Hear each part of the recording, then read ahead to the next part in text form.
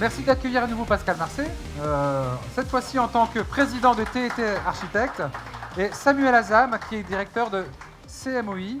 CMOI qui signifie... Construction métallique. Allez-y, prenez. Construction métallique océan Indien. Marche. Ouais, c'est bon.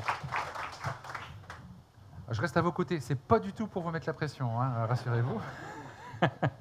C'est vous qui appuyez sur le bouton, c'est ça? Non, bah, je vous laisse faire hein, quand même. Je ne vais pas aller jusque-là, mais voilà.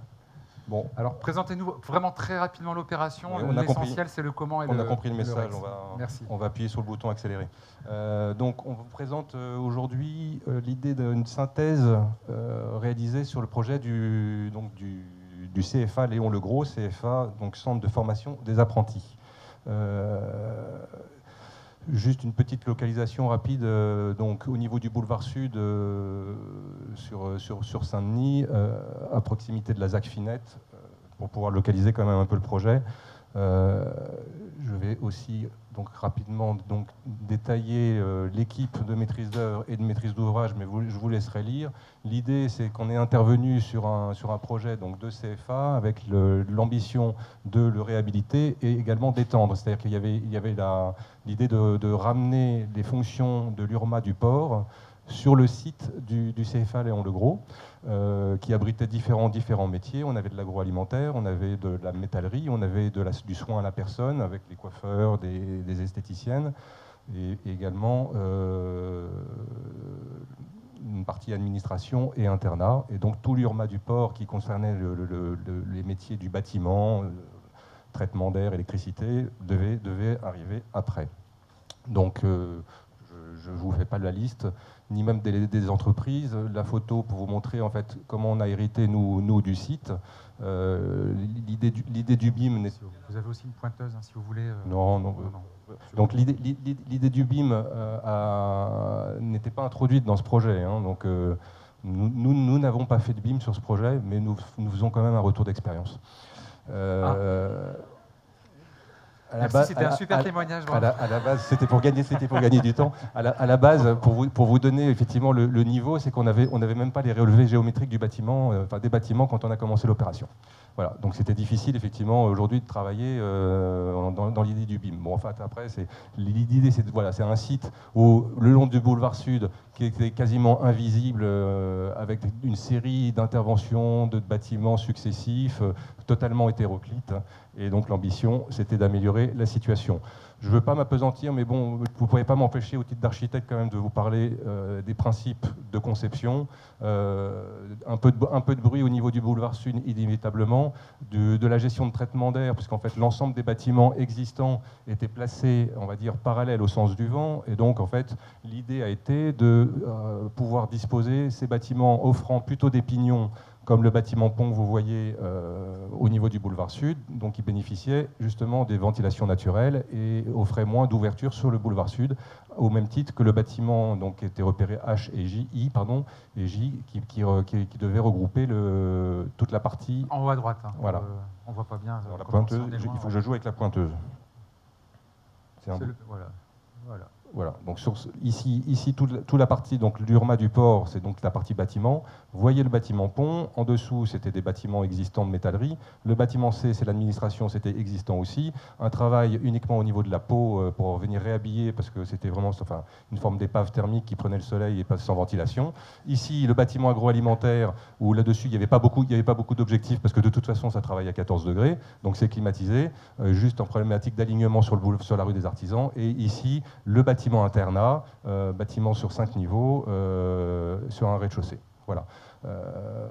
Voilà les grands principes énoncés. Et au niveau aussi également, donc oui, c'est un projet qui avait commencé en 2013, c'est peut-être pour ça qu'effectivement on n'était pas totalement BIM aussi.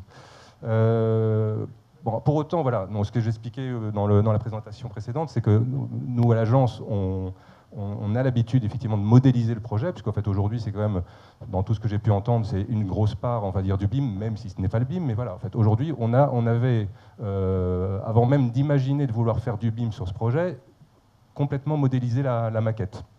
Donc, bâtiment agro au fond, le bâtiment internat, vous le reconnaissez, l'industrie avec sa résie devant, et notamment le bâtiment pont, puisque c'est surtout pour ça qu'on est là, en compagnie donc de Samuel Azam de CMOI, parce que c'est avec eux qu'on a pu véritablement travailler, je pense, au moins dans un mode collaboratif autour du BIM.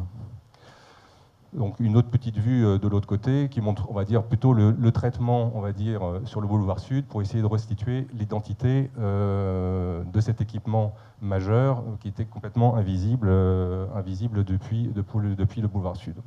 Voilà, soit dit en passant, on travaille effectivement au niveau de c'est une résie bois, travaille avec à base de cryptoméria, puisqu'en fait la Chambre des métiers est également évidemment associée à ce projet. Le BIM, pourquoi? Alors, l'idée a été de dire, en fait, nous, on était, on va dire, destinataires, on nous avait confié plutôt une mission de synthèse dès le début. Donc, on s'était dit, effectivement, même si Eric Ottenwetter ne voulait pas venir avec nous parce qu'il est un petit peu timide, on s'était dit à ce moment-là que c'était peut-être l'occasion, au travers de cette mission de synthèse, de pouvoir exercer une forme de BIM ensemble. Donc dire, en fait, voilà, essayer de se confronter au niveau de nos deux structures, puisqu'on a quand même l'habitude de travailler ensemble, et de voir exactement comment pouvaient se faire l'échange, puisque bon, nous, si on faisait de la modélisation, aujourd'hui, du côté d'INSET à l'époque, c'était pas non plus, on était plutôt réduit sur des choses 2D, mais ça commençait à venir. Donc on s'est dit, profitons de l'occasion, on a une mission de synthèse, on va pouvoir s'échanger des données. Voilà. Bon, la région était aussi intéressée par l'initiative, en se disant, bon, voilà, vous nous ferez justement un retour d'expérience, ça nous permettra peut-être de caler un cahier des charges dans le futur. Donc oui, pourquoi pas. L'intérêt, c'est que donc, nous, on avait mis la maquette complète et détaillée du projet. Donc finalement, il ne fallait pas repartir de rien. Donc allons-y. Et qu'est-ce que je voulais dire, oui, il y avait quand même, bon, on avait identifié au niveau des acteurs sur le chantier, parce que c'est quand même de ça dont il faudra parler à un moment donné. Voilà, c'était plutôt balbutiant, hormis nous, et CMOI, où il y a une logique métier, mais là-dessus, je vais peut-être lui laisser la parole pour l'expliquer. Bonjour. Donc nous, du fait de notre métier de construction métallique, nous sommes depuis 25 ans, nous réalisons des maquettes 3D depuis 25 ans. Donc pourquoi? Parce que chaque outil, nous utilisons des logiciels spécifiques métiers en 3D qui renseignent la nuance de l'acier, le poids, les perçages à faire, tout ça pour recréer un langage machine qui va être donné au niveau de l'atelier pour que l'ensemble des pièces métalliques soient débitées, percées automatiquement. Donc nous, sur ce projet-là, nous avons transmis des IFC à l'architecte Pascal, mais ces IFC, ils viennent d'une maquette 3D qui est réalisée avec l'ensemble des informations des produits qui rentrent dans notre métier. Voilà, donc pourquoi le BIM, on a à peu près compris. Donc ensuite, comment le BIM, alors, donc il y a un petit peu de déformation apparemment sur le graphisme. Enfin, donc l'idée, ça a été de démarrer. Donc, en fait, au début, on avait imaginé plutôt sur la partie fluide, donc cette idée de synthèse. C'est-à-dire que sur le bâtiment internat qui devait démarrer, on a dit bon, on va pouvoir introduire toute la partie fluide sur le bâtiment internat qui reste assez simple. On a finalement beaucoup de chambres répétitives, des salles de bain aussi qui le sont, et on va pouvoir expérimenter la chose. Donc, ça s'est fait, on va dire, relativement bien. Les échanges se passaient, c'est-à-dire que grosso modo, les exés étaient réalisés par l'entreprise, ils étaient repris par INSET au niveau d'une modélisation, et ils nous transmettaient uniquement ces données-là, donc uniquement sur la donnée fluide, que nous, on réintroduisait dans une maquette, mais une maquette, on va dire, nous, on avait créé un fichier spécial pour pas, on va dire, polluer notre maquette d'origine. En fait, on le mettait sur un fichier mère sur notre logiciel, et ce qui permettait effectivement d'arriver à dialoguer. Donc voilà, on a pu sortir au début, finalement, des choses qui étaient tout à fait intéressantes et exploitables. En définitive, rien d'extraordinaire, mais pour nous, c'était un grand pas. Donc voilà, donc c'est à peu près ça. Et on échange d'IFC et on incrémente dans la maquette. C'était finalement la partie la plus simple. Bon, alors tout est déformé, c'est compliqué, mais bon, sur le bâtiment internat dont je vous parle, il y avait quand même une partie aussi restauration, donc avec une partie cuisine. Donc là-dessus, c'était un petit peu plus complexe. Mais donc le démarrage s'est aussi bien passé. On a réussi à placer correctement les choses. Bon, pas trop de conflits. En même temps, il n'y avait pas non plus énormément de problématiques, puisque les cuisines sont avec des panneaux de chambre froide, et puis des plafonds fermés. Donc finalement, on dispose de plénum et on y va. Et bon, jusqu'à la découverte finalement de problèmes, mais on verra effectivement sur le retour d'expérience. Sur la partie internat, on a commencé à travailler malgré tout avec CMOI. Donc hop, vous chopez pas un torticolis pour regarder la planche, mais apparemment ça a pivoté. Mais donc voilà, on a commencé à échanger, on va dire, plus de la modélisation 3D. Pour essayer de se comprendre et faire de la mise au point technique. Donc je dirais qu'à l'époque, voilà, sur le bâtiment internat, c'était pas extraordinaire. Hein, mais bon, c'était aussi un début d'échange collaboratif avec l'entreprise. Ça permettait effectivement de bien se comprendre, faire de la mise au point de détail. Mais on était déjà occupé ailleurs. On était déjà occupé ailleurs sur le bâtiment pont, qui est un bâtiment quand même assez particulier, exceptionnel en termes d'ouvrage. Donc, parce que bon, c'est un bâtiment qui fait 80 mètres de long. Ce que je vous ai pas expliqué, donc, c'est qu'effectivement, intervention en site existant, ERP, et sismique, il était impossible de pouvoir en définitive toucher aux structures existantes. Donc le bâtiment pont s'appelle le bâtiment pont parce que j'enjambe les bâtiments existants. Donc on a des portées, on va dire, voilà, de plus de 30 mètres, certains porte-à-faux qui sont à 10 mètres, et on avait mené dès le départ également l'idée d'une ingénierie feu pour justifier la stabilité par la massivité des profilés et éviter effectivement un surcoût pour le maître d'ouvrage sur de la peinture intumescente et des problématiques d'entretien surtout. C'est pas tellement sur le coût, mais enfin bon, autant récupérer. C'était à peu près 1 million, hein, estimé 1 million d'euros, des nouveaux. Donc finalement, on s'est dit, voilà, ça pourrait être intéressant. Donc ça nous a beaucoup monopolisé. C'est probablement pour ça qu'on n'était pas forcément tout de suite en raccord sur le bâtiment internat. Mais voilà, on a beaucoup travaillé là-dessus. Donc voilà, ça c'est le modèle IFC reçu de CMOI, qui par rapport aux maquettes que je vous avais présentées est finalement assez bien restitué. Bon, après, bon, le niveau de définition permettait peut-être pas de bien apprécier, mais bon, c'est pour ça qu'on a fait un petit zoom de détail. Et donc voilà, c'était juste de dire finalement le travail collaboratif. Finalement, on parlait de visa.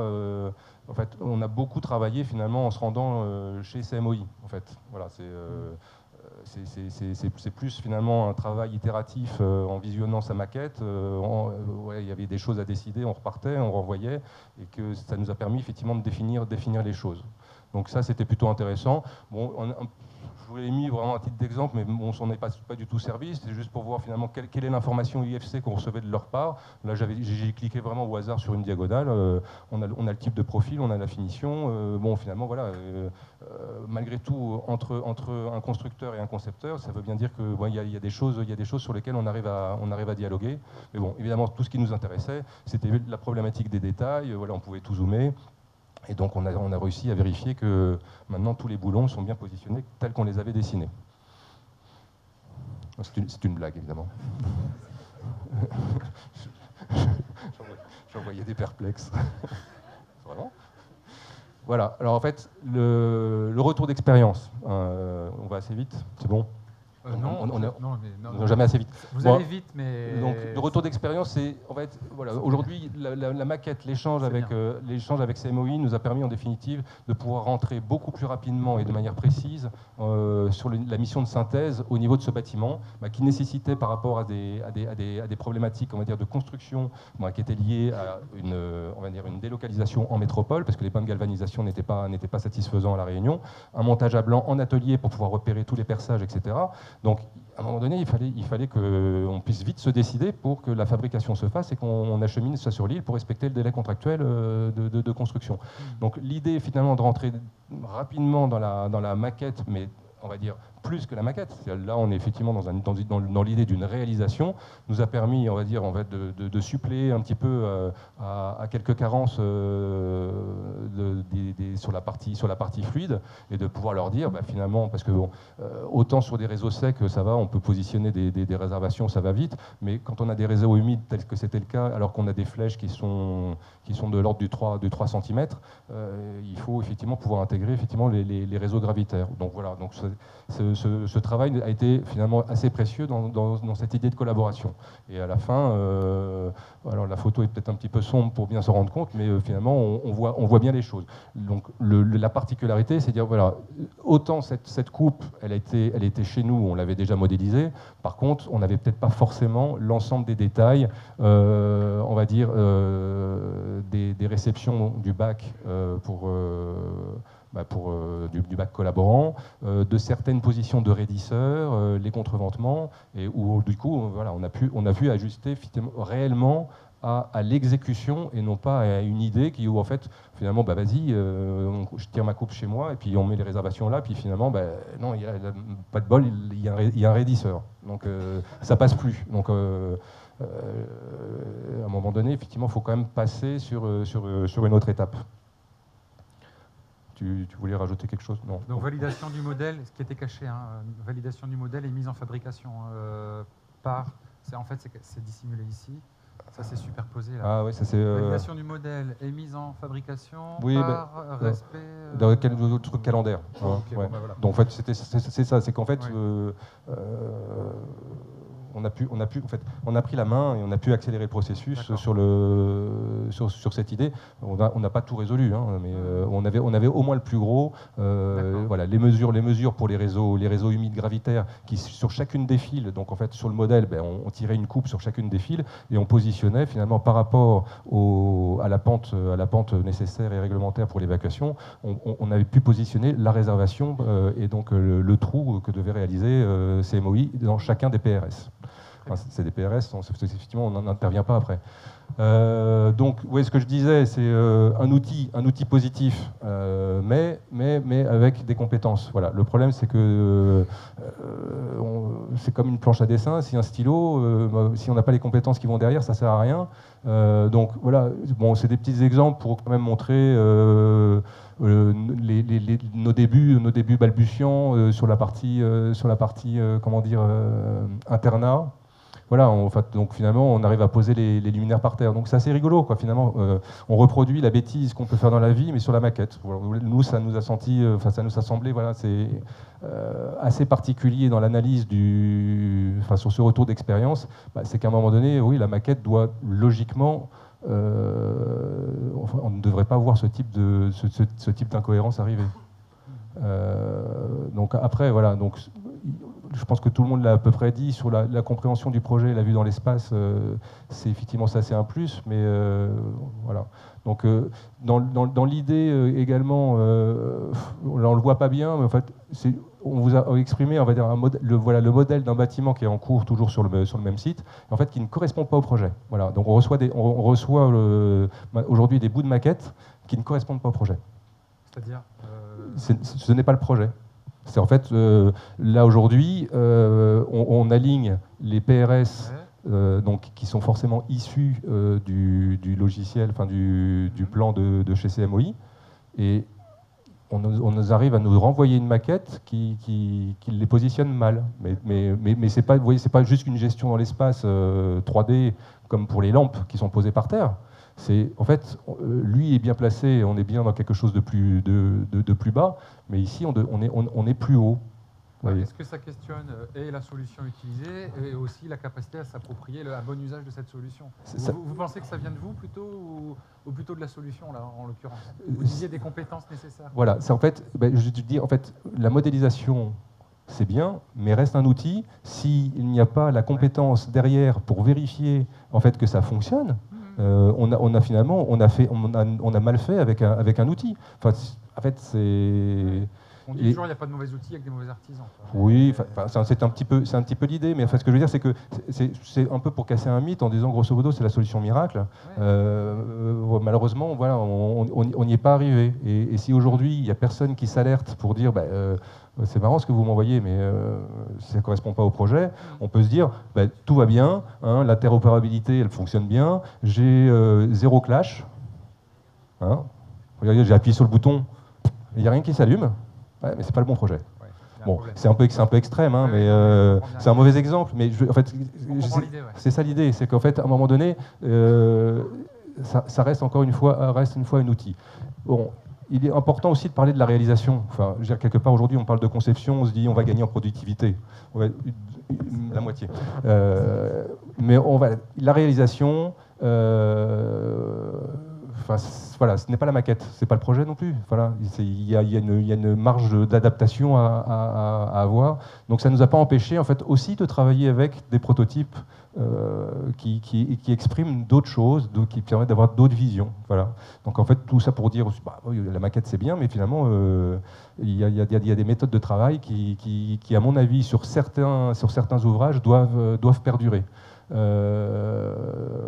Donc après, juste aussi, c'est dire finalement mettre la mise à niveau. Je ne vais pas m'apesantir, donc tout le monde en a parlé. Effectivement, c'est bien d'avoir tous à peu près le même niveau. À commencer, à mon avis, aussi par le maître d'ouvrage, mais donc bon, certains s'y mettent et c'est très bien. Et que voilà, sur le principe, c'est que le BIM ne fait pas le bon projet. Vaut mieux choisir une bonne équipe de maîtrise d'œuvre qu'un bon BIM manager. Ou les deux.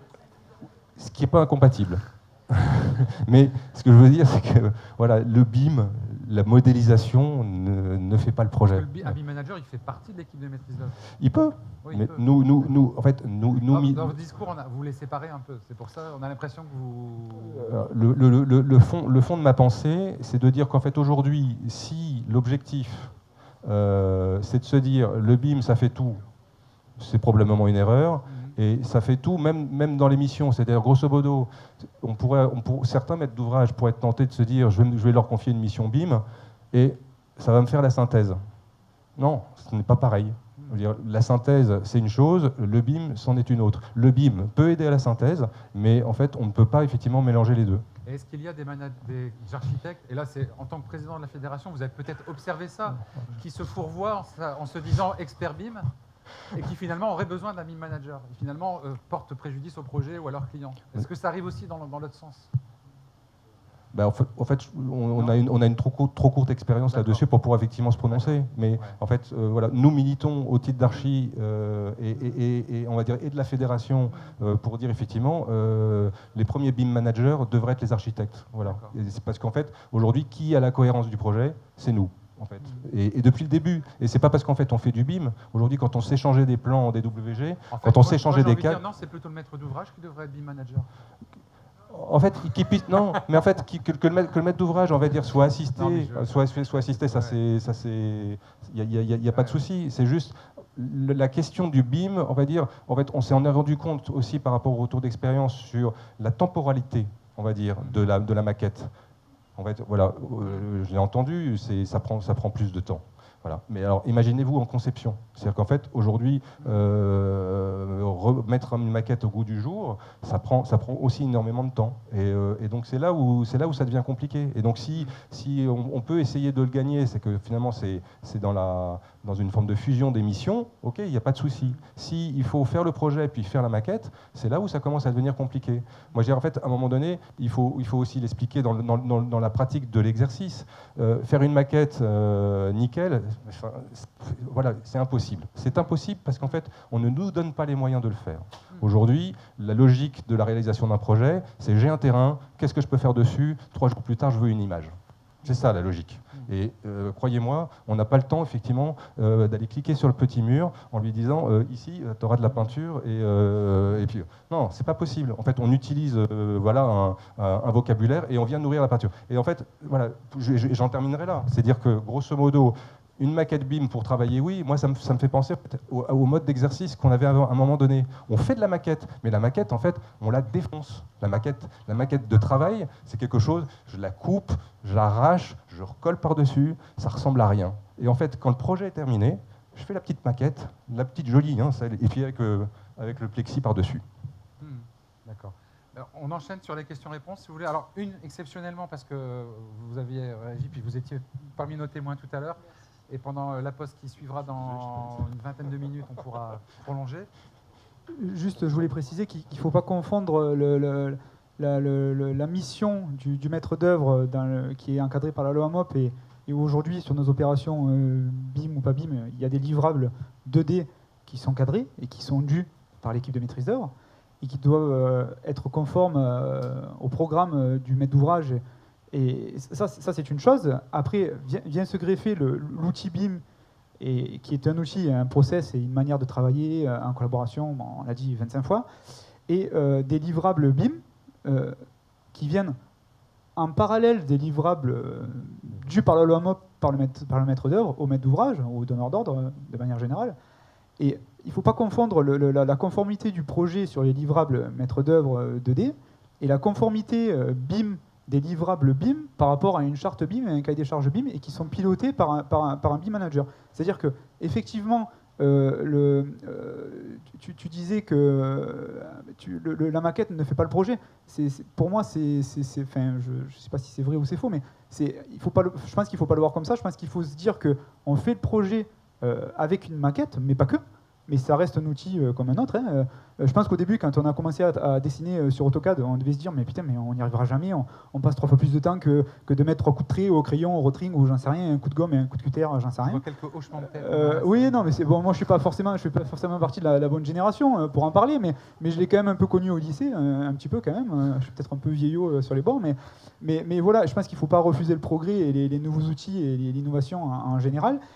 Et au début, il faut accepter le fait que ça rajoute une couche, je l'entends et je le conçois, et sûrement qu'on n'est pas tous prêts, mais il faut l'accepter, mais il ne faut pas mélanger les missions, et les objectifs et les livrables. Il faut que ça serve au projet, au final, mais il faudra accepter de perdre du temps, sûrement de perdre de l'argent sur les premiers projets, parce que ça me paraît inévitable.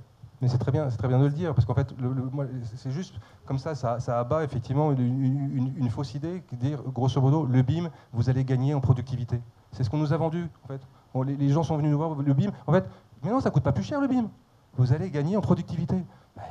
Aujourd'hui, le constat, il n'est pas avéré, en fait. Et à la fin, je veux dire, malgré tout, c'est l'idée aujourd'hui qu'il y ait une adaptation sur la mission BIM. Moi, je trouve ça très bien.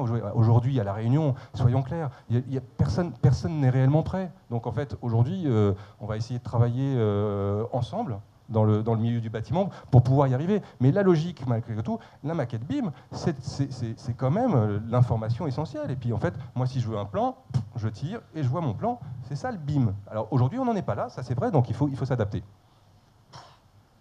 Une dernière question. C'est pas tout à fait une question, c'est juste de repositionner le BIM dans un environnement global. En fait, oui, le BIM, ça demande un investissement temps et hommes et matériel complémentaire. Aujourd'hui, on ne l'a pas que sur le BIM, c'est-à-dire qu'on est dans un univers où effectivement on a une transition numérique. Nous, on le voit dans tous nos métiers, ce n'est pas que la construction, hein, c'est des gens qui font les états des lieux. À chaque fois, le retour, là par exemple, on a lancé des états des lieux sur tablette, on nous dit, et c'est une question même des représentants du personnel, c'est vous dire, mais vous comprenez, on passe 2 heures à 3 heures à faire un état des lieux parce qu'il faut qu'on rentre tout dans la maquette. Et oui, on va passer par là. À la sortie, l'objectif, c'est qu'on gagne du temps sur toute la chaîne de production et que les gens travaillent sur ce qui est de la valeur ajoutée. On n'est jamais certain, quand on démarre ce genre de transition numérique, que du temps que ça va nous prendre pour gagner en fait, en valeur ajoutée et en temps. Mais il faut y passer. J'ai tendance à dire, de toute façon, aujourd'hui, ou alors on arrête le temps et puis on revient à nos rotring, mais on est dans une transition numérique, alors peut-être à outrance, j'en sais rien, mais on a de plus en plus d'outils qui nous permettent de plus en plus de choses. Sauf qu'à chaque fois, on perd beaucoup plus de temps au départ que ce qu'on en gagne. C'est le problème de maîtres d'ouvrage comme nous d'insuffler l'utilisation d'un ERP. Quand vous expliquez aux gens qu'il faut qu'ils rentrent dans l'outil, le fait qu'on ait une baignoire, une douche, un machin, etc. Mais qu'à la sortie, demain matin, quand ils vont l'exploiter, ils vont gagner du temps. Je pense que c'est incontournable. Donc oui, aujourd'hui, au démarrage, probablement que ça demande plus de temps, que ça a un coût en temps homme et en matériel. L'objectif étant qu'à la sortie, effectivement, que ce soit pour les maîtres d'œuvre et les maîtres d'ouvrage et l'ensemble de la chaîne, on gagne en qualité et on gagne en valeur ajoutée et qu'on gagne, si possible, en temps et en argent. Mais je ne suis même pas sûr qu'on gagnera en argent. C'est une question qui sera abordée à Rouen, le voilà. coût global et la rentabilité. Jean-Fabrice, c'est bien parce que tu es président. Hein. Oui, Sinon, non, je voulais juste être un peu taquin parce que notre ami Samuel nous l'a dit au tout début que ça fait 25 ans qu'il fait de la 3D, qu'il modélise. Voilà. Et c'est une entreprise exemplaire à La Réunion qui est toujours là. Donc ça prouve bien qu'on gagne de l'argent et qu'on peut faire de la qualité et produire de la 3D. Et c'est pas incompatible avec la rentabilité. Donc c'est pas une perte de temps. D'accord. Merci beaucoup. Merci à vous deux.